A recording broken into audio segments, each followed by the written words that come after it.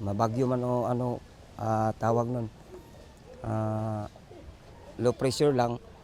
Medyo ano, ganun talaga na may baha talaga dito kasi gawa nung sa malapit lang po kami ng San Mateo River at saka mababa kami ng Marikina River. Dito lahat po bagsak ang tubig sa aming area.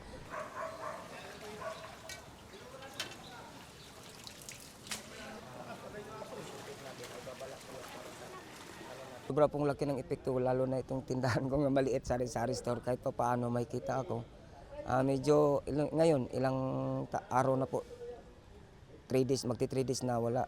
Niligpit ko mga paninda ko, gawa nung ina-Arnold man kagabi, was out po yung tindahan ko dyan. Kung lahat ng mga upuan ko, lamesa na papagkainan ng may kumakain, na-Arnold po.